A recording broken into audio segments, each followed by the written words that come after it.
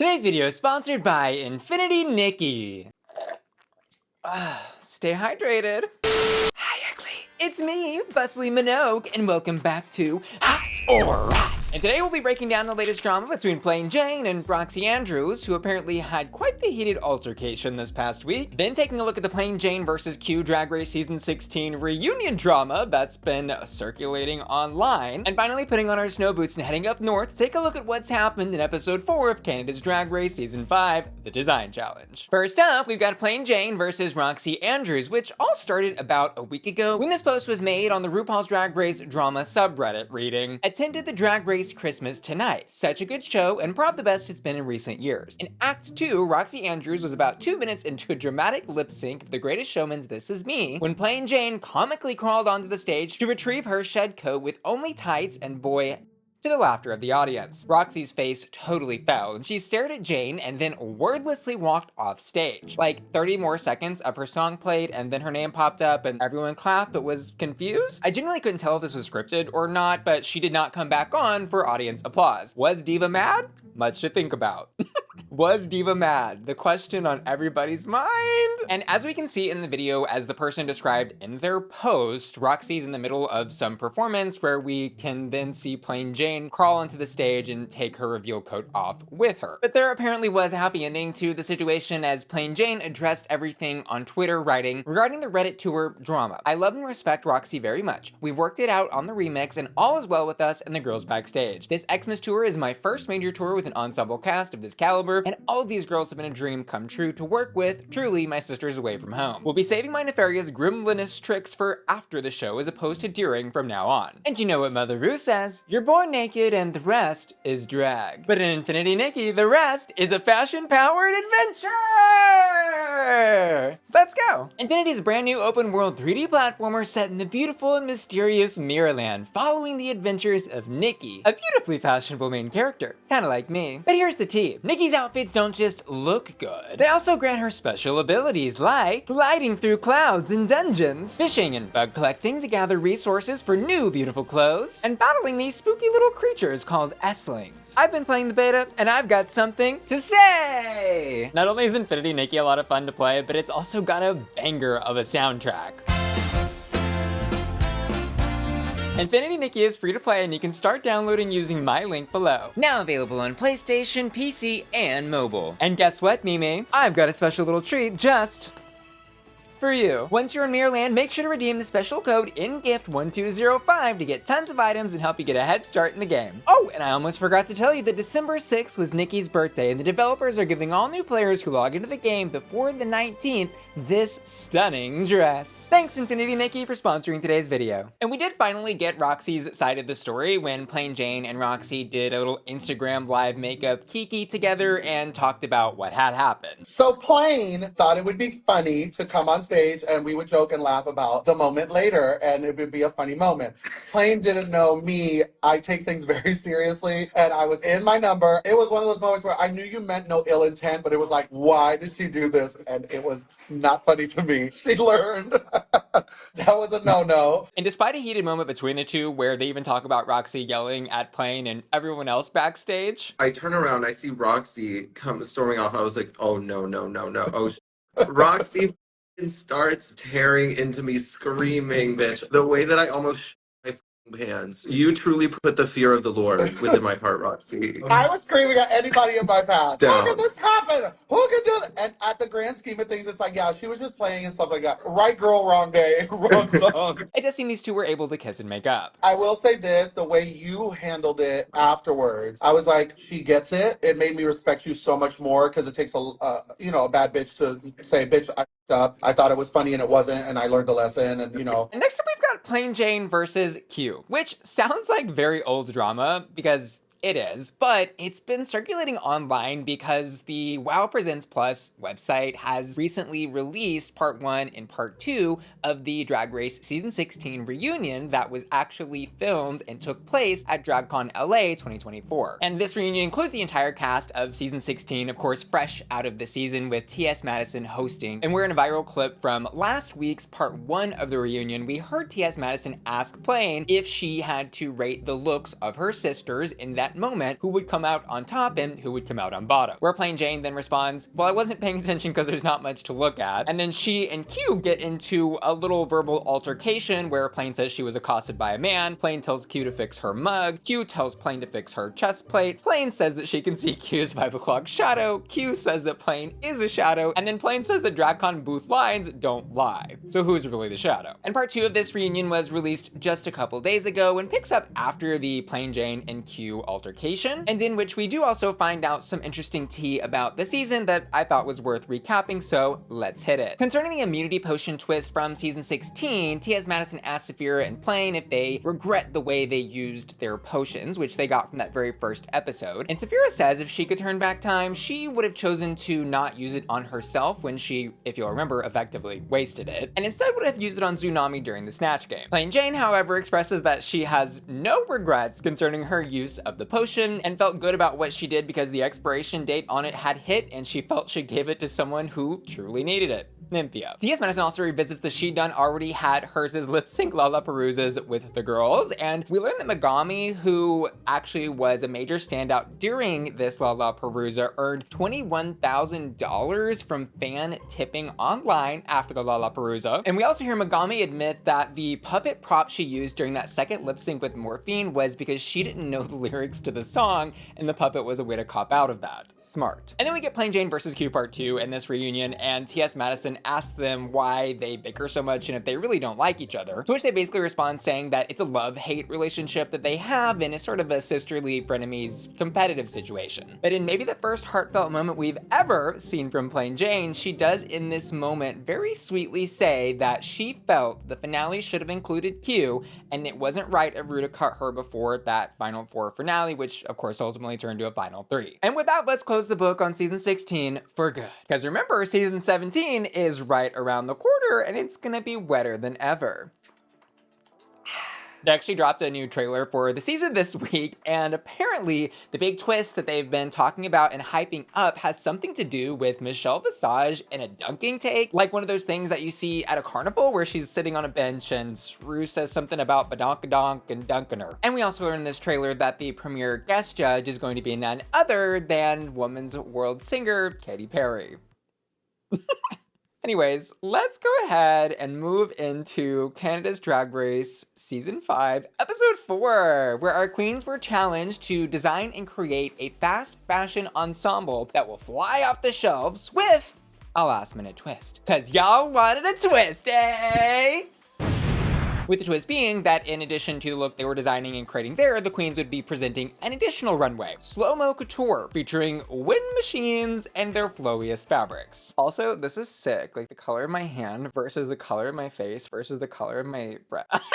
Ew, okay, wait, this is giving Khloe Kardashian. Do y'all know what I'm talking about? There was like several years ago a picture of Khloe where she was getting into the car and like her claw hand, oh my God, when you live long enough to become the meme. Here it is. So as a quick recap, we'll remember that Miss Tiffany and co sashayed away this past week after the lip sync slay-offs did not end in her favor. And I guess for a little bit of spice, for a little bit of drama, the queens bring up to Perla and Sanjina that they felt the outcome of their lip sync was maybe not decided correctly, with Makayla Couture and Gahd telling Sanjina that they thought Perla beat her. And now in the order they hit the runway, let's talk fast fashion. First up, there's nothing small about her, it's Minhi Wang, who in her slow-mo look is giving us a gorgeous color combination of golds, greens, and beige, with some beautiful movement in the structure of these pieces, like especially that gorgeous gold headpiece. And I think the gold cloud applique details are really beautiful on this two-piece. She's giving me Grecian Athens goddess, like literally sculpted from marble. And the setup for Minhi in this look from a storyline context in the episode is we hear her in confessionals talking about how this is actually the first look that she's gonna wear on Drag Race without padding, which is apparently a really big moment for her because she's heard criticism that her shoulders, because she's a bodybuilder, are now too broad to present feminine fantasy in drag. And so this is a really sweet reclaiming my body, space, and image moment for Minhi on the runway. At the end of the day though, I think the real tea is Miss Ma'am could wear a garbage bag and look great in it, and I don't think that having a muscular body in drag is bad, and in fact I think is an asset that she could use more often on the runway. runway. My only critique of this look actually is it maybe just relies a little too much on her body, because it is really just a really beautiful two-piece that is gorgeously accentuated by all those muscles. But yeah, the bitch looks good, and I'm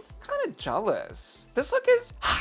And on the other side of the mini Wang coin tonight, we see her fully padded drag body, where we can see these two looks together, how she's giving the judges a bit of both worlds Hannah Montana situation. It's giving versatility. The actual look she's created, though, is, I think, just okay to me. I will say, to her credit, it is very fast fashion. Like, this looks like it came straight off of the Fashion Nova racks of the internet, or perhaps was even found in like a Forever 21 or something like that. And I'm not saying that to be shady, I'm saying that really to compliment her on achieving the goal of the brief. But do I personally like this look? No, not really? Which is where I actually have an issue with a lot of these runways tonight, because I'm like, am I supposed to like them, or are they supposed to look cheap? Or both? I truly don't know, but where I do think there could be some notable improvements in this look were the styling. I don't like that goth bang beehive updo thing that she has put with this look, and I also hate the giant gold chunky jewelry, which I think is distracting from the fast fashion of it all. She is on brief though, and this looks like fast fashion, so I'm gonna give this a safe hot. And next up, grab your Kleenex. There's a new infection hitting the streets named Helena Poison. And her slow-mo look tonight is my absolute favorite look that we have seen her walk on the runway. She says maybe she's a ghost, maybe she's in a perfume commercial, maybe it's Maybelline, who knows? But I really love the different shades of blue that she has wrapped around her body, and as she calls out in her own confessional, it is giving that ethereal kind of spooky vibe. I think it was also just nice to like not see her in green for once, but I really do want to commend the shape, silhouette, and presentation of this look, because the bitch looks hot. But concerning what she dripped onto the runway for her fast fashion look, she is giving a black mini dress with some collar and skirt detailing that looks like green slime, ooze, poison perhaps, snot, maybe. Take your pick of green liquids, dealer's choice. And what I immediately thought about this look was, yup, it's giving fast fashion. Yup, I could see this as like a cute little Halloween costume for the girlies who want to dress up like snot. And yes, it is branded. This is Helena Poison. She has absolutely trademarked on Canada's Drag Race that drippy thing that she does, and I really like the way she executed it here, which by the way, we can also see in her confessional look in red. This look was, hot. Get it? Because she's not. Next up, it is Sanjina DaBish Queen, who in her slow-mo look is giving us purple satin cape kind of fantasy. And what I like most about this look is that pretty headdress and cape and the way she works the fabric in the wind machine. But I will say the actual garment is kind of just giving silk sheets that she just happens to roll out of bed with and hit the runway. There's not a lot of structure or shape built into this look, and she was missing, like I think a lot of the other queens had in their slow-mo runways, a bigger concept than just look at me, I'm pretty. Because she was pretty in this look. It just came off a little low effort, so I'm gonna give it a hot. And for her fast fashion look, she actually has a similar issue here tonight. Her look is essentially a pink tube top and panty covered by this pink beaded net fabric. I can't quite tell exactly what it is, but it's like those little beads you would see maybe at like a Mardi Gras or something if you're from the South and are familiar with that type of celebration. I'll say, technically speaking, this look was not successful for me just purely from the standpoint of it was very obvious how disconnected the undergarments and net bead components of this look were, which we do not only see evidence of here, but also later in lip sync when the outfit is literally falling apart as she dances in it. And like her slow-mo look, she really, for me, was just missing a bigger concept or plan or execution on an actual idea. And so this look is a rot, but the really fun thing about Sanjina is she has charisma the house down, boots yes God, and the way she sold this look genuinely had me smiling. Like, I was like, okay, this is horrible, it's a bad look, and she knows it, but she still worked it like it was the most beautiful garment in the world. And to that we say, props to your mama. And next up from the House of Couture, it's Makayla, who in her slow-mo look says she's giving us a little bit of mermaid's first step on the earth in this ensemble, with shades of red and pink and some white trailing behind her in the train, complete with silicone gills, or fins, I guess, that have been put onto her face as a prosthetic. And I'll say this is a really interesting take on a sea creature or mermaid concept because of the red color palette that she's got going on here. Like, normally I would expect something like this to be done in blues or greens, so I like that little subversive twist there. Because y'all wanted a twist, eh? That one was an accident. I didn't even mean to say something. The downside, though, I suppose, of using this red frilly fabric was that she receives a critique from Tracy Melcher later that the outfit was giving flamenco dancer, which I kind of couldn't unsee after she said that, but wasn't something that initially bothered me about the look. And I actually really appreciated what Makayla was doing here, and I think she looks gorgeous and enjoyed how she has this sea creature twist on this look. I'm gonna give it a hot. But for her fast fashion look, so she creates this like pink little mini dress, cocktail dress, whatever you want to call it. It's several strips of pink fabric that are of a material. It's giving Y2K a little bit, kind of like Paris Hilton a little bit. And I see that, I see what she was going for here, but ultimately this did not really look like a finished garment as she does here also in critiques. And personally, I was really confused why she has these pachuca shells lining the collar of this dress. It felt very non-symbiotic with the styling of what was happening, especially considering she's got on this giant chunky gold jewelry, which I don't think helps this look at all. This look is, unfortunately for Miss Makayla, just not constructed well and did not achieve the final aesthetic I think she was hoping to achieve. And so I'm gonna leave this look with a but Makayla is like Sanjina, another queen that when she hits the runway, it doesn't matter what she's wearing, she's gonna serve it, and she's gonna make you smile with all the charisma that she hits the runway with. Next up, Xana don't, Xana do, it's Xana, who for her slow-mo look had me gag-bound, choked, and chained. This look is sick. And she talks about how she was going for like a moth insect vibe for this, which I totally get, but also I think I was getting a little bit of owl in a way with the way all those feathers are wrapping around her head. It's very avian, and I love how instead of using a flowy fabric like a chiffon or tulle to add movement to the outfit, it added structure instead, like around the shoulders and around the waist. And what she used for movement were feathers, something nobody else did for this runway. This is a super unique look in general, and the execution of it is absolutely flawless. I think Xana should be so proud of this because it is possibly one of the sickest looks I've seen walk the runway this season so far. This is Duolingo now. Feel old yet? This look is hot.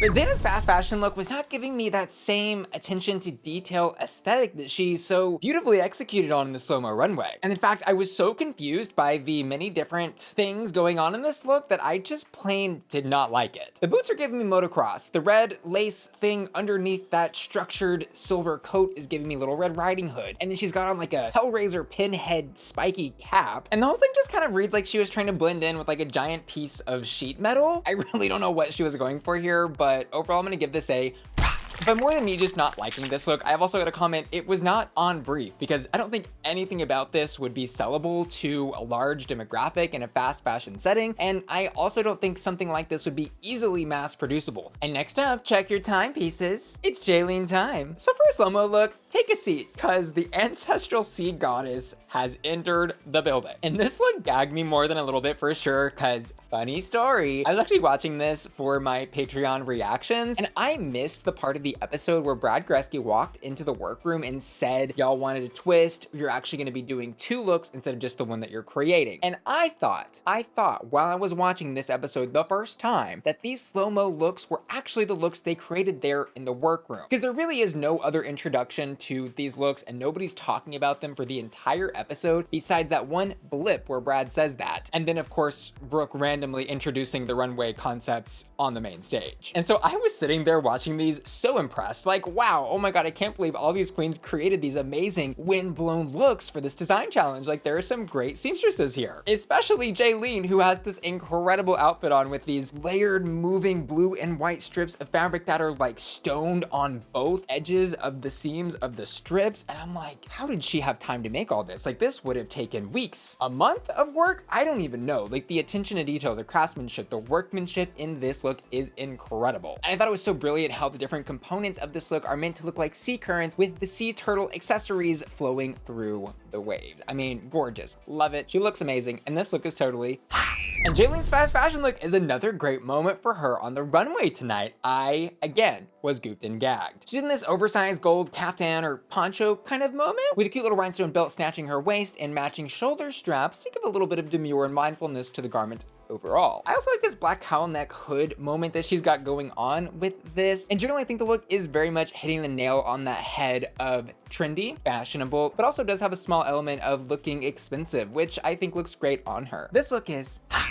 And next up, oh my God, oh my God, who hits the runway in the slow-mo category dressed as herself in drag riding an ostrich. This is crazy. This is a really crazy look on the runway tonight. I've never really seen anything quite like it, so we've got to give her some kudos for that. And I think it's really interesting how she's like painted the pants or leggings or actual skin showing for her legs in a way that makes them look knobby and more ostrich-like, while she's got the stuffed human legs set nicely like on top of the ostrich's neck. And the most gaggiest thing about this look is that the ostrich itself is painted as if it were in drag as well. And also, like, is this the most aesthetically clean or gorgeous runway? No. And I was also confused of how riding an ostrich was a part of the wind-blown slow-mo brief, but I can't say she didn't gag me with this like a little bit. And we do learn later during Untucked that it does seem she kind of just wore this for a runway category where she thought it maybe could make sense, because she apparently has had this ostrich look since season 1 when she originally auditioned for Canada's Drag Race. And so this is kind of like a full circle moment for her now getting to wear that ostrich look in this season 5 runway. And so, like, aesthetically for me, this is a rot,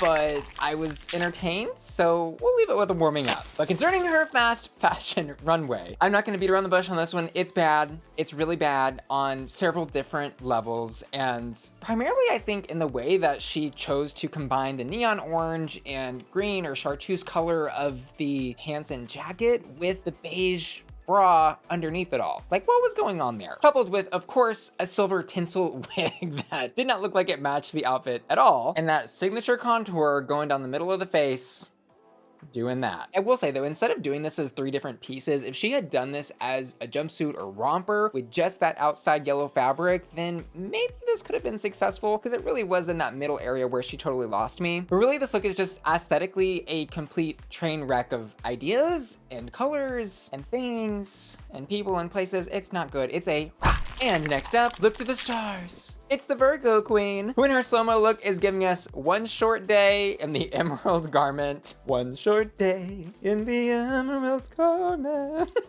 I'm holding space for it, are you? This look is really pretty. I like that green and gold foil kind of look of this fabric, and all the straps around the neck of the top piece are really pretty. And while conceptually I would say this look isn't the most interesting or avant-garde, I do think the execution was great, and she looks absolutely gorgeous in this look, so I'm gonna give it a But her fast fashion look was one of my absolute favorites tonight, which she describes as a look that a banji baddie who still goes to school would wear. And in that sense, I definitely see that kind of Mean Girls Y2K aesthetic in this look. It is absolutely delicious, the details of this. And this look is just so visually interesting with all the different pieces, fabrics, and textures that are used to create it. All those sharp points in the chest and in the stomach area, and how she's layered that plaid with what looks to be like a denim fabric and then like a red vinyl or latex pleated half skirt and gloves. This look is so trendy and like fast fashionable in such a positive way, and I could absolutely see this in Fashion Nova or Dolls Kill or something like that, getting mass produced and knocked off for the consumption of the masses. And I totally love this look. It is so hot.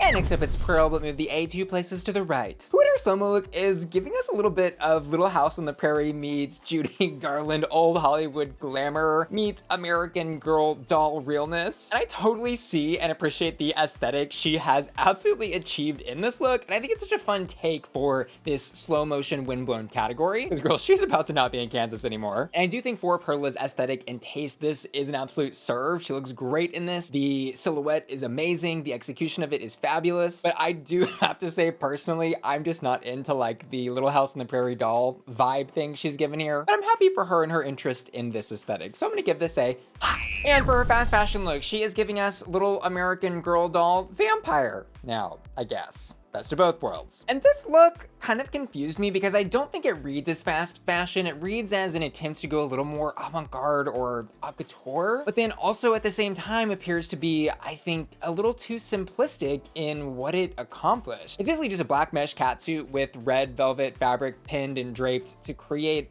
a vibe. And I see the vampire situation, the darkness, the vampness, the glampness, like whatever, but it doesn't really look like a finished look. Had she though just created like a little mini dress or cocktail dress out of that red velvet fabric, I think we would be having a different conversation, but as is, I'm gonna give this a Which brings us to our placements, of which the top 3 were Minhi, Wang, Jaylene, Tyme, and Helena Poison, which gagged me a lot of it for sure because they left the Virgo Queen completely out of this, who for me had the best design look on the runway tonight. And so if I were evaluating this top 3, I would have swapped probably Minhi here for Miss Virgo Queen. But the bigger gag of this episode is that they actually end up giving the full win of this challenge to Minhi Wang, instead of who I thought they were going to give it to, Jaylene Tyme, given the top 3 they had chosen. Cause like, for real, in what world is Minhi Wang's runway package tonight both looks considered better than Jaylene's? I don't see it, and I've got my contacts in. And the reason being for the judges giving the win to Minhi seems to be this interesting focus on her first look, where they were really lasering in on this idea of body positivity and her being brave to show off her body without padding. And don't get me wrong, she looked great and the look was good. But this whole thing kind of confused me because we're sitting here celebrating somebody for having less clothes on the main stage of Drag Race, who, let's not forget, had done that 4 seasons ago out of drag with no problem. And look, I can appreciate that confidence in and out of drag can be very different, but with this hyper focus on her body and this idea of body positivity in this look,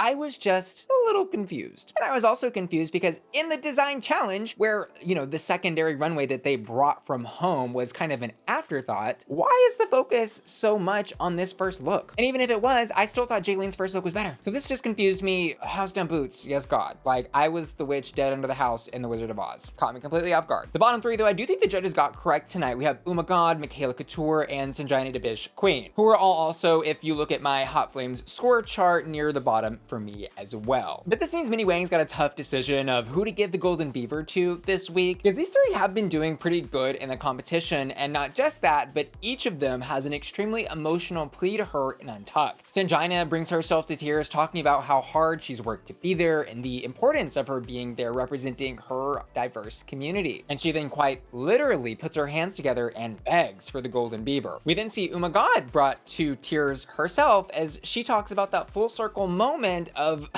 buying the ostrich look, 5 years ago, and then auditioning in it, and now finally getting to wear it on stage, and talking about the importance of representing comedy drag in Canada's Drag Race, which is a perspective I can appreciate. But the fact that she was brought to tears by this right after Sanjina's brought to tears for talking about being who she is as a person, it was just a little silly to me. That's all. And finally, we hear from Makayla Couture, who gives an absolute mic drop the first time she talks to Minhi and asks for the Beaver, and pretty much says, I'm a badass bitch, I've been a badass bitch since day 1, and this just wasn't my week. Which we think is like the end of the Save Me Olympics here in Untucked. But then the queens start to do a vote on who they would personally save, and it seems like more people are saying they would give the Beaver to Sanjina over Makayla or Uma. So then Makayla tries a more emotional approach to trying to get the Beaver from Minhi, and she brings herself to tears, talking about being a Black trans woman and what it means to be there, and how hard she's had to fight for her place and hold that space to be there, and how tired she is of having to do that. Girl, the drama was juicy. There were tears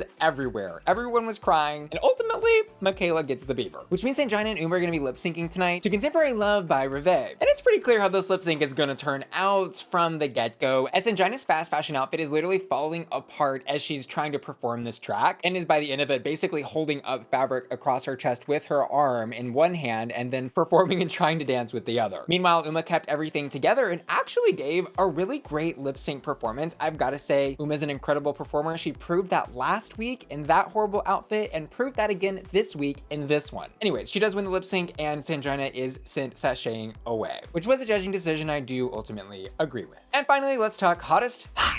For the slow-mo category, I'm gonna give it to Xana. And in the fast fashion category, I'm gonna give it to the Virgo Queen. I also asked my patrons to vote on their hottest hots over at patreon.com/BussyQueen, and they voted for Minhi Wang in both categories. Now that's the gag of the season. And I wanna say thanks again to today's video sponsor, Infinity Nikki!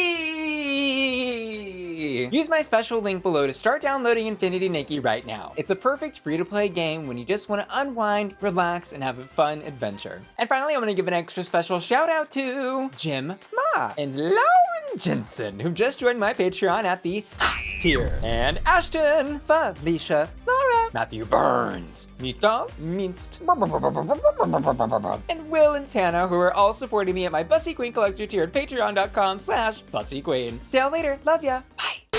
Something nice. I love to say something nice. I'm in my congenial era because I want Santa to know that I've been a nice girl this year, not naughty.